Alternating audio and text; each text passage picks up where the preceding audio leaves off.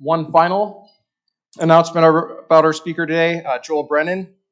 He will be up here introduced shortly as our speaker, but we'd also like to give him a warm welcome as he is officially back today as a returning Rotarian. So, welcome back.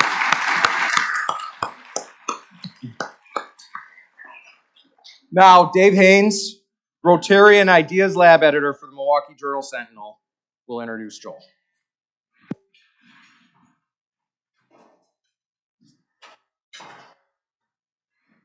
Thanks, President Todd. Well, I think a lot of us know Joel Brennan. He's been around Wisconsin for a long time. He has 25 years experience working both in the public and private sectors in our state.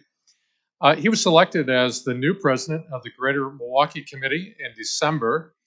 And prior to accepting that position, he, of course, served as the secretary of the Department of Administration in Governor Tony Evers' administration.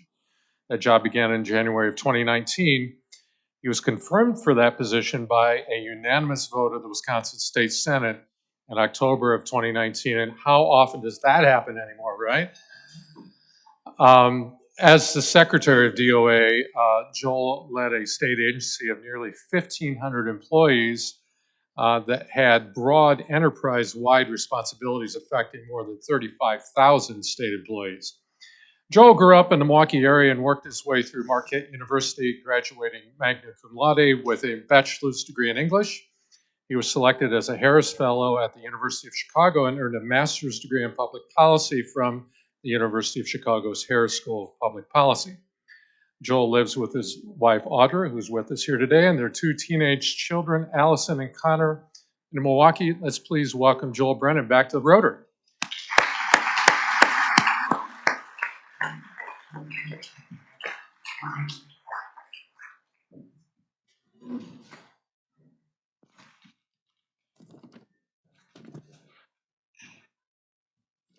Hi, Dave. I think we're on. Okay, good. I thought everybody was here just to have lunch with me and my wife, but well, they are. I want to talk to you about Greater Milwaukee Committee and what you see as GMC's role in the community. But maybe you could first talk about sort of how you're approaching deciding what GMC's role in the community is. sure. I really appreciate being back here and actually seeing so many friends here today. It's after having been never having left Milwaukee, but being in Madison and around the state, it really is nice to come home and to feel like I'm home. To talk about how we're going about what the GMC should be, I guess I'm not going to give you a 75-year history, but I'm going to talk a little bit about what the start of the Greater Milwaukee Committee was, and it has some of its vestiges in Milwaukee's socialist past. It was created in about 1948, so next year will be its 75th anniversary. And it was created because in those days, the city leaders were very loath to take on debt. And so some of the public projects that you needed to be a major league city just weren't happening. So a group of people in the late 1940s put together a list of 20 or so projects that they thought we needed as a community. A zoo, and this is not the zoo we have now, but the zoo at Washington Park, a downtown performing arts center, a baseball stadium, just those types of things. And over the course of the first 20 years or so, that's what the Greater Milwaukee Committee really put its shoulder to and did with partnership around the community.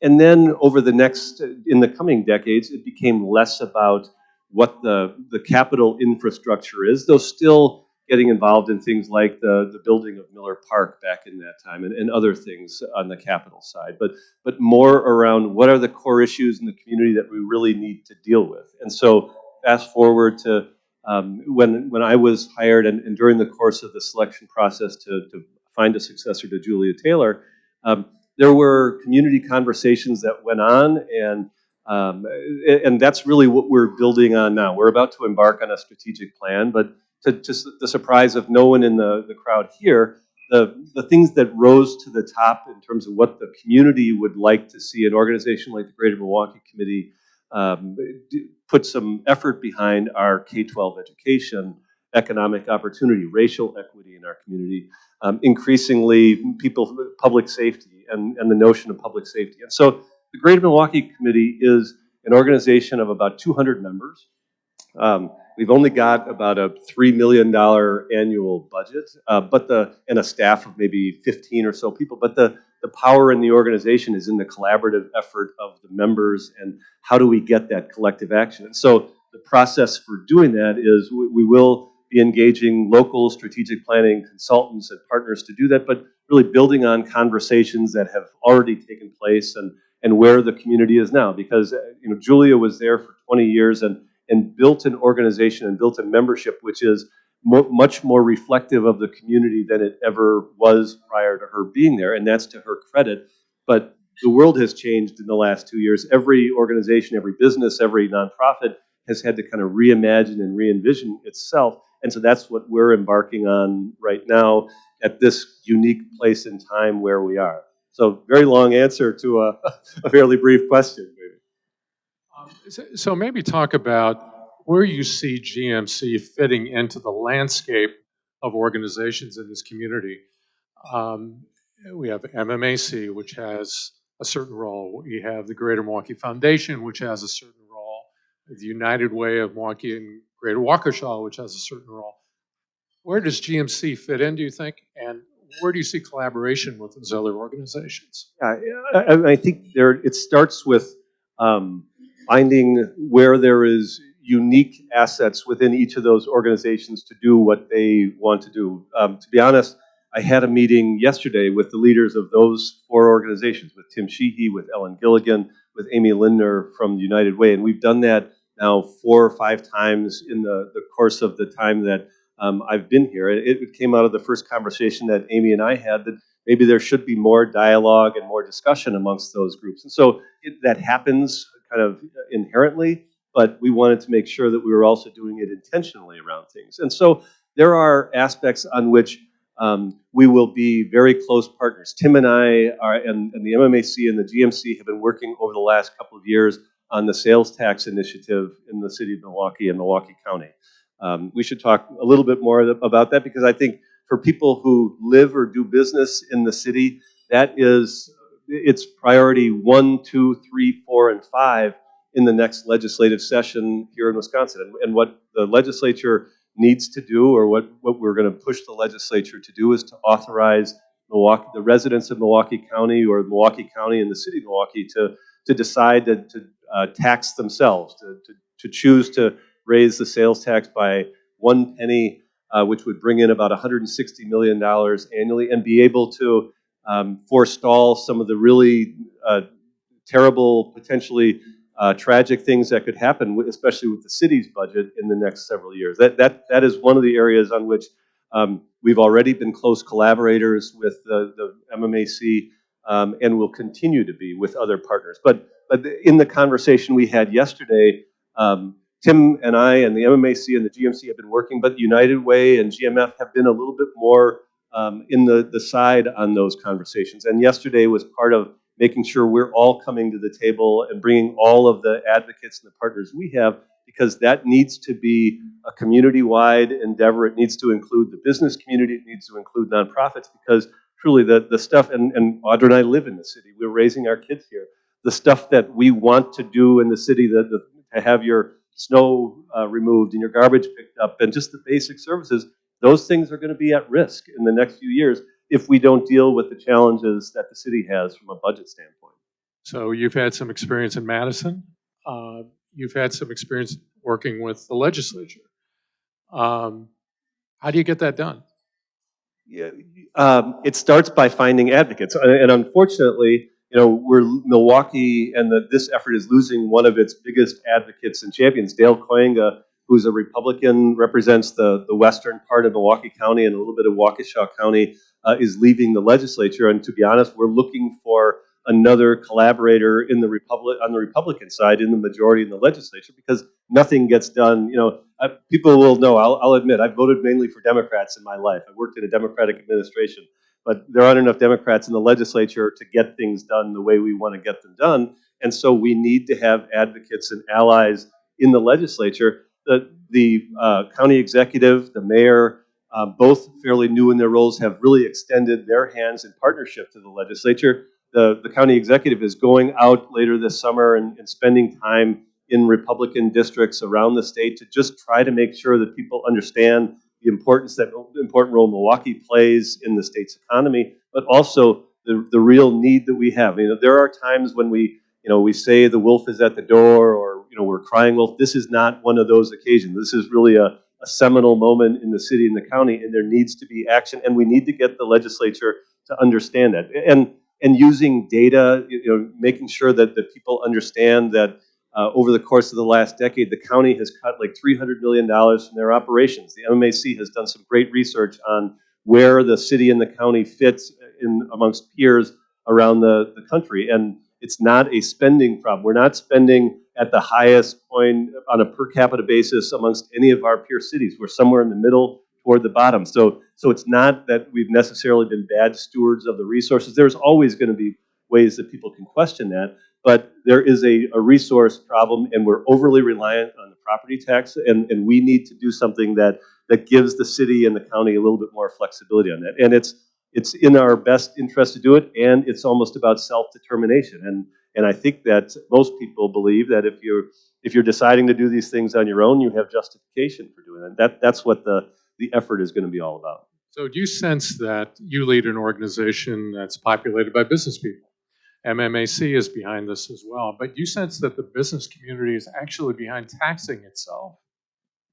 Yes, I give Tim lots of credit for this, and it's not just the business community; it's the residents, and this will end up being a resident-driven, resident-led. To the extent that it would be a referendum. Businesses don't vote, in elections. This would be the residents of the city and the county doing that. But I do think that people who do business in the city understand that this is an imperative. It's no longer a nice to have. The city got about $400 million, $384 million in ARPA funding.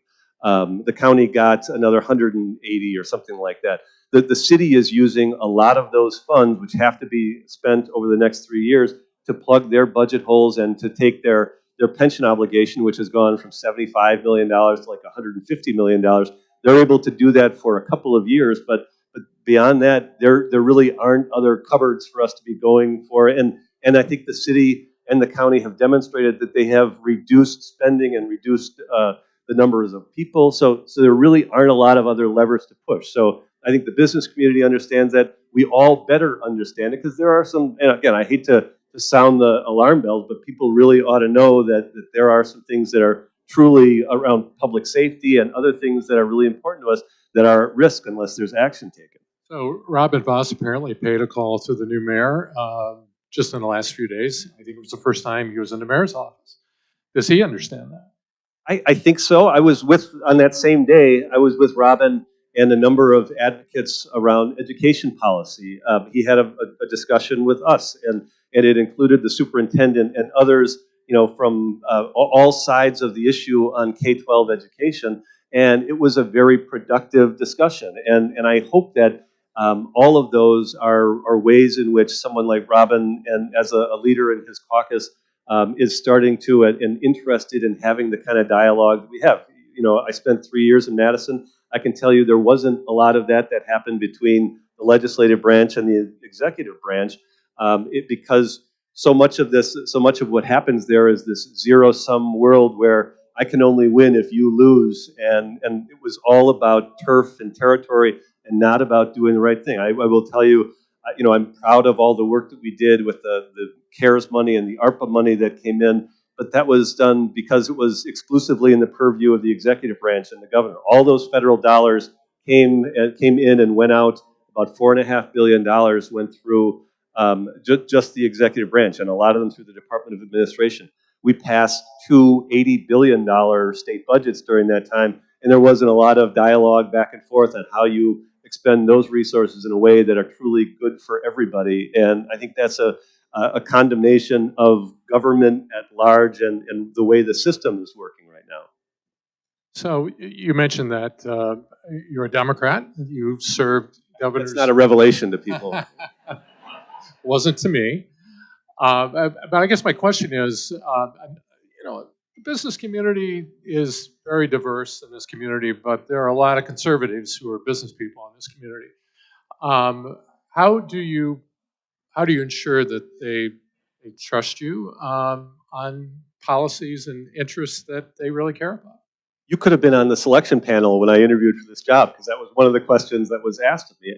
I hope that I have a track record. The work that I did at Discovery World, when you're working on issues around STEM education, there isn't like an ideological or a partisan bent around that. Even when I started my job at the Department of Administration, one of my predecessors, kind of the dean of people who had that job, was Jim Clauser from the community here. Jim died just a few months ago. I went and talked to him before I ever started the job, and he said to me, "You have the most pragmatic job in state government. It's about how do you make government work. It's not, you're going to have the governor and the executive branch are going to want to move things in a certain direction, but your job is kind of about the blocking and tackling." And so, when I was dealing with the legislature then, when I deal with the business community now, it doesn't. I do what I do in a voting booth, and I live some of the values that I think are based on the way I was brought up and who I am.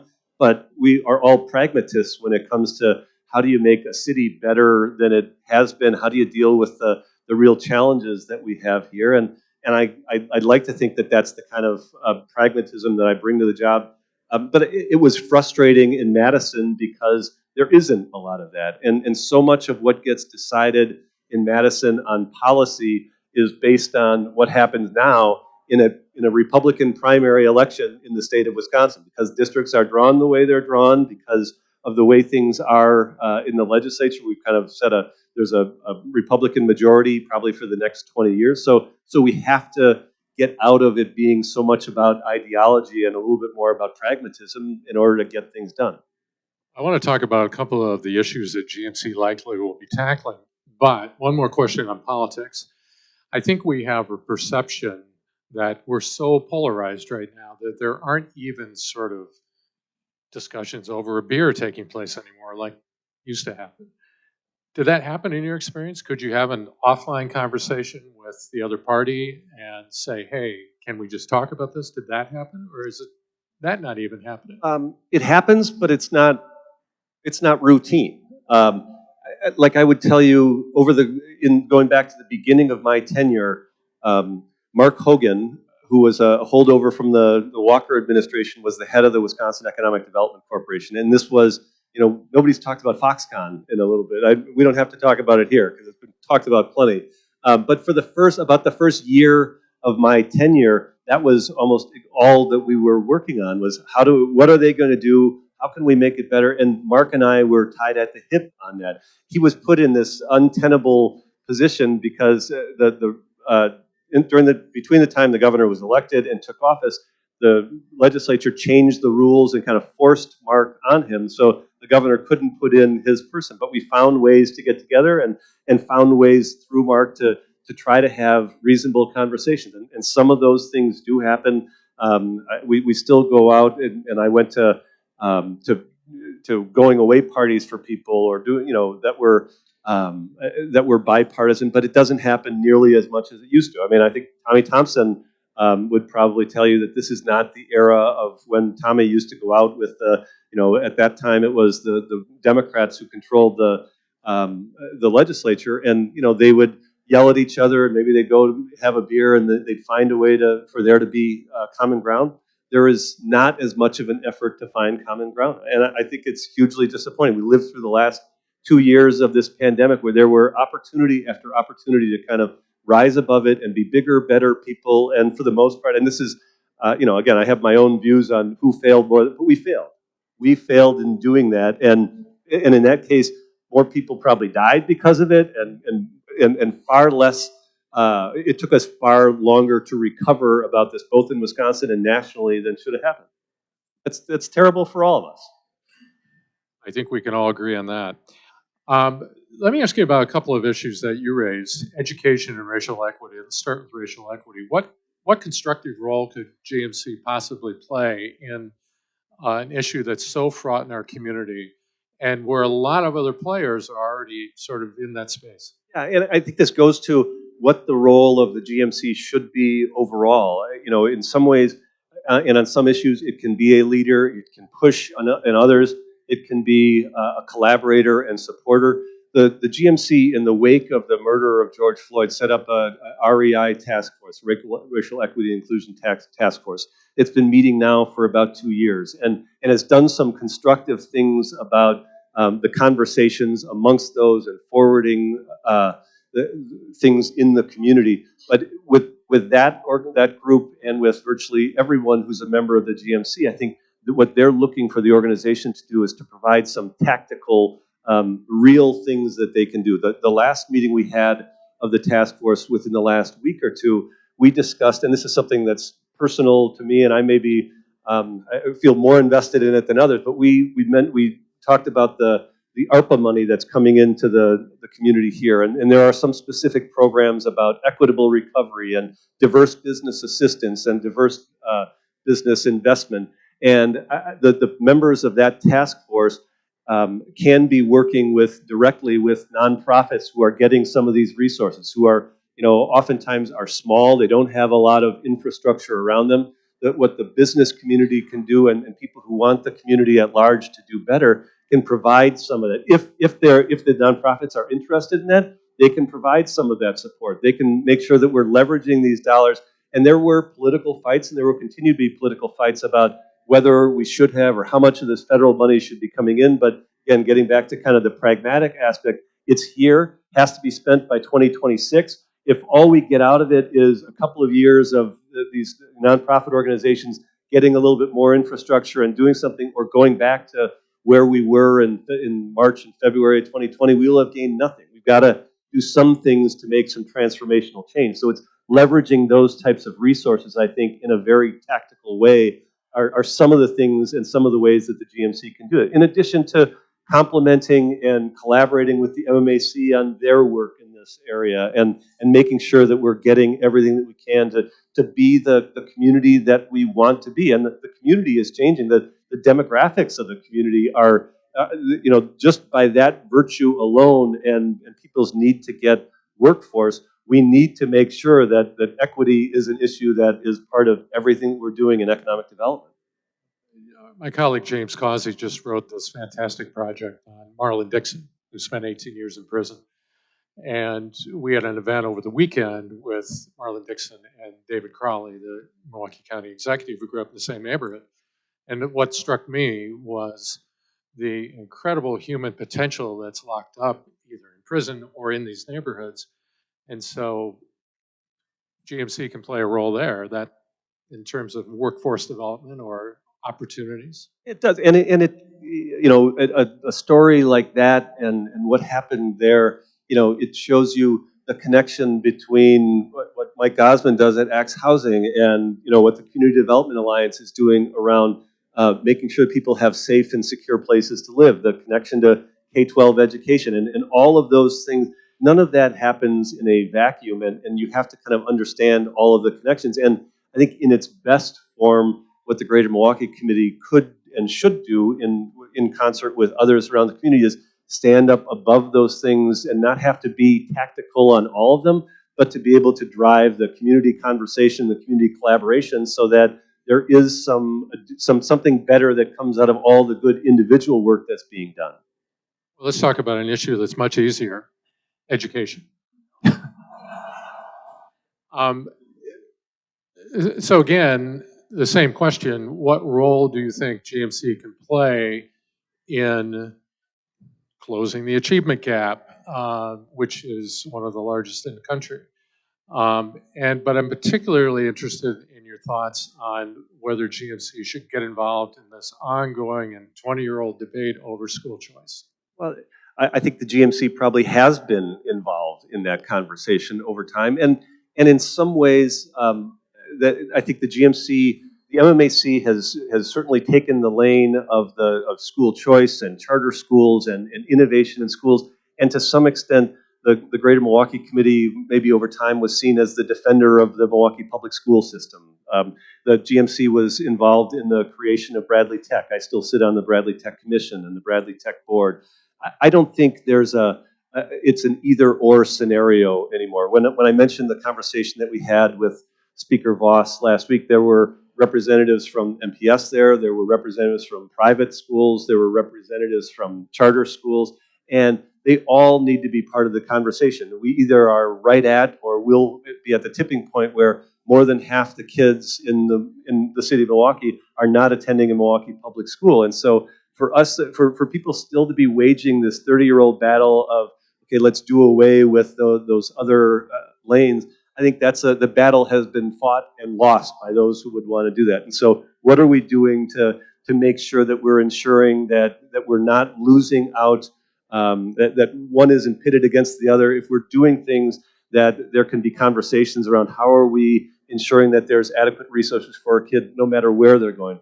The place I think where I may personally be more attuned to this or may want to do this, and I hope that during our strategic planning discussion some of this comes to the forefront, but all of the effort that's gone on in the K-12 system, I don't think it ignores, but it could be, if some of those efforts are focused on or could be focused on the early childhood years where so much formative development happens and there's already good work going on. Milwaukee Succeeds, what Joanne Anton and the Herb Cole philanthropies are doing and others in the community are doing. If you could take some of the fighting that's been going on in the K-12 system and take some of that positive and translate it or transform it into positive energy in the early childhood space, that has such a connection to people's young people's ability to perform in school no matter where they go. But it also is very much of a workforce issue. 99% of the people who are working in early childhood education are women. I think something like 60% of them are people who have either some college education or a college degree, but half of them are on Badger Care. Half of them are getting public assistance. And lots of people can't afford to get decent childcare. I think it was maybe in your paper today or recently that it costs more for early childhood education than to get a college education in lots of places. And so the system is fundamentally broken, but there are pieces in place that we can do to try to ensure that we can do better on that and maybe make a transformational change in the community around that issue. And maybe instead of, over the course of several years, changing some of the conversation about Milwaukee and some of the racial dynamics that we have here and where we are on national rankings and those things. And maybe we can be a leader and a transformer in that area. And that's a space where, again, I don't think that the GMC needs to lead, but it can shine a light on some of the work that's going on and some of the things that are really instructive and collaborative, and maybe go get some more resources to push that here in Milwaukee. So one more question from me, and then I want to open it up. So the Milwaukee Brewers, GMC was a major player way back in the day in bringing the Braves here and getting a stadium built. And now the Brewers are again looking at upgrades to AmFam. What role do you think GMC should play there in sort of sorting through all of that? Well, first of all, I'm going to make an announcement. I hope my wife is okay with it. She sent me to Brewers fantasy baseball camp like 12 years ago. I'm going back next year. So if the Brewers need a 52-year-old middle reliever whose best days are well behind him, they're going to get a chance to see next January. But I mean, the Brewers are, as I said, the start of the Greater Milwaukee Committee was around trying to do the things that helped the rest of the world see Milwaukee as a major league city. I don't think there's anyone who can look at the Brewers, the Bucks, the convention center, the arts that we have and say those aren't the things that allow us to, or in the eyes of the rest of the world, make us truly a real world-class city. And so I think the GMC has a responsibility to do things like that and to look at how can we do things that keep the Brewers here another 10 years. But by the same token, and I did an interview with one of your reporters around this, that can't be taken in isolation. The absolute need for additional revenue in Milwaukee County and the city of Milwaukee can't be pushed to the side in order to just do what the Brewers need to stay here, because all of us love the Brewers, but if we can't get our garbage picked up or have our snow plowed and have the kind of services around public safety that we need, then that stuff starts to fall down. That becomes less important than your basic services. Beyond that, there are other things like the public museum now has generated about $80 or $85 million. The state provided 40, the county has provided 45. They need to raise another 120. I think the GMC has a role or responsibility in things like that to ensure that we're doing things and helping to make the organizations, the institutions here that have made Milwaukee a great place for a long time, have them have a life for the next 40 or 50 years. Great, thank you. So let's take some questions from the audience. And again, we'd ask you to please step up to the microphone so we can hear you. Got a gentleman coming up.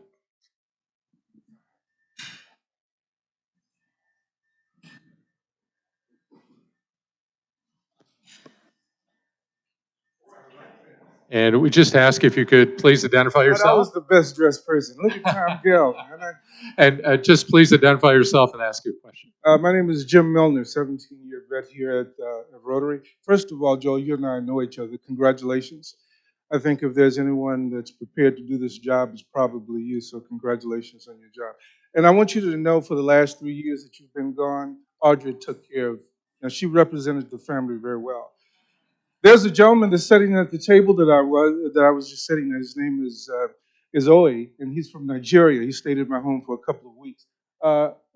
Oye, would you stand up, please, just so folks could just give you a round of applause? Please give him a round of applause. Joel, you answered a couple of my questions already, but I wanted to throw them back at you because, in fact, I was talking to Tom Gill about this a couple of weeks ago. He invited me out to lunch, and he says, Jim, I just want to know what you think. Can you talk to me about what's important to you? And I think most people know that intentional inclusion and diversity is very important to me. And I don't think you can just do it. You have to be a matter of fact about it. In fact, you have to immerse yourself in it and be a part of it. And that's the basis of my question to you. Now that you're in this role and you're on the upper level of the community, how are you going to take organizations like Northcott Neighborhood Houses having its event that's coming up for Juneteenth Day? And how are you going to align yourself with the Urban League and the Social Development Commission? What special are you going to do to make sure that you're connected to those organizations? Because it's just not the money that you'll be able to give them. It's your presence that's going to make a difference. Thanks, Jim. Thanks for the question. I guess what I would hope that I do is the same thing that I've been doing through the course of my career and my life here. Audra and I live and raise our kids in Brewers Hill. Audra's work with the NM Foundation is in the community, in the Amani neighborhoods, and we, I think, try to be out there. If I have anything in this community, I think it's I have relationships that I've developed over the course of being here for a long time, and that's what I go back to all the time. So the organizations you mentioned, Northcott's, and a number of others, I think I've already worked with in some capacity. The SDC was, I was working on almost a weekly basis with the SDC on the rental assistance program that we did through the state of Wisconsin over the last couple of years. And so, it's not hard. I'm not creating relationships as much as I am trying to reimagine or recultivate those that I've had over the years. And so, that's the only way that I know how to do this.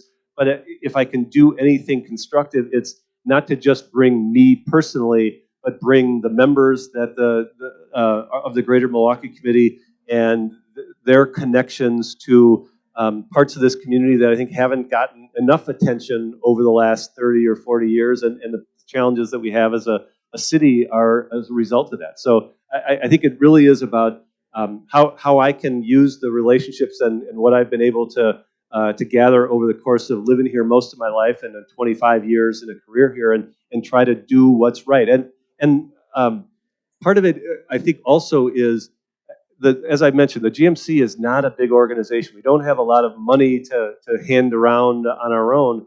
And so if we can do things where there's never a fingerprint or there's never a dollar that the organization has to touch or move around, but that it's going from one place directly to another, I don't care who gets the credit. I don't care about building a bigger organization. I really, at this point in my career, it's just sincerely kind of want to see things get better and get done. And so, it's about how do we do those things and how can we creatively get to those things? So I don't know if that answers the question well, Jim, but that's what I know. I don't recognize this guy. Good afternoon, Joe. Welcome back to Rotary. Tom Gale. Joe, what's your prediction? Are we going to get the Republican National Convention back to Milwaukee, or here to Milwaukee to begin with? I can't make a prediction on it. What I can tell you is what has happened over the last several months. So in my first few weeks on the job, back in, I think, late February, I traveled with a delegation that included the county executive, the mayor, the people from Visit Milwaukee, the Tim Sheehy from the Chamber of Commerce, and then a number of other people who are involved in the Republican infrastructure. And we sat with the Republican National Committee and kind of gave the final pitch for Milwaukee. We came in right after Nashville had done that. And I think reading the room then, and that was a couple of months ago, there was certainly, they were taking Milwaukee very seriously. The questions that they had to ask us were questions around public safety. We also had a representative from the Milwaukee Police Department, and they answered those questions very well because we've all been through this dry run. All the work that was done in leading up to the Democratic National Committee, the Democratic National Convention that ended up being a shadow of what it could have been. That work is really instrumental and will guide the efforts around what happens with the RNC. But I would tell you, like the chair of the RNC, Ronna McDaniel, was in that meeting, and she was one when people, somebody did raise their hand and said, we don't want another Kenosha to happen. I mean, this is on people's minds, and that's some of what they have seen about the state of Wisconsin over the last couple of years. And Ronna, to her credit, stood up and said, look, I have seen what they've done in Milwaukee. I've talked to them. I know that they can handle this. Beyond that, if we have the RNC here, it will be the safest place on the face of the earth. There will be, police that come from all over the community, all over the state to come here. They bring in law enforcement from elsewhere. It almost, because they create this perimeter around the convention center, it's a challenge for some of the businesses that are around it. They don't all get what they would like out of this because there's a lot of restrictions on what goes on there. I do think that if we get it, and I hope that we will, and I think we will know within the next few weeks to a month or so, that we have work to do in ensuring that this community can put its best foot forward. There was the work that went on at the Common Council where having the city kind of approve the plan that was stalled for a little bit. I think cooler heads prevailed, and that's a good thing for us, but you can't have this be another thing that fractures the community. It's an opportunity for Milwaukee to be in the limelight. And we've said it now 4 times. If people don't know I'm a Democrat, but I was there, and I will be supportive of the RNC in the same way that lots of Republicans were supportive of the DNC, because that's an opportunity for the community to shine, and we need to do that on a national and international spotlight. We have time for one more. All of the initiatives, all the work that you've done, Joel and Audra, thank you very much. It's all very effective. The fact of the matter is the city of Milwaukee is losing population, as is the state of Wisconsin. And while these initiatives certainly will have value, as the GMC talked about, the shrinking population in Milwaukee. Sure, we can't not talk about it, and some of it is demographics. Audra and I only, can I make this joke, Audra? I think I can. She told me that she'd be happy to welcome my 3rd child with my 2nd wife, and we're still married. We only have 2 kids, so we could only do so much. I'm one of 11 children, and so my parents did a lot more. But demographics just by themselves are causing us to shrink. I think part of what we need to do in the community is recognize where there is growth. The biggest growth in the community is coming in the Hispanic population in the community, and how do we make sure that that there are vehicles to ensure that part of the growing part of the community is involved, is invested. There are lots of people who live in the central city here who have been on the sidelines, and the workforce challenges that we have, I think, are keeping people along the. If we had more time, we'd talk about it. And one of the frustrations that I had in state government was around the correction system and not doing anything about that over the last several years. And you're starting again to see candidates for governor who are trying to use that the governor saying that when he first ran for office, that we ought to have fewer people in prison, and them using that potentially as a political tool against him. But the fact that purple and red states have dramatically reduced or taken a different look at their correction system, and in Wisconsin we still have a system where way too many people are going to prison and kind of ruining any opportunity for economic involvement. I think those are all things that we should be doing, and values that we should just hold as residents and people in the community. And there is a self-interest.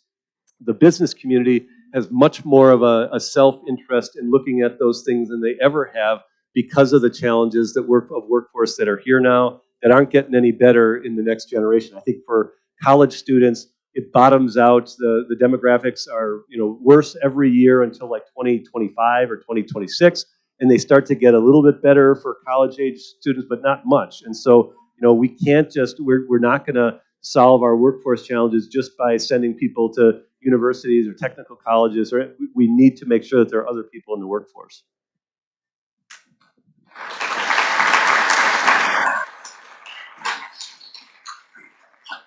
Thank you, Joel Brennan. Thank you. Thanks a lot, David. Thanks, everybody. It's nice to be back.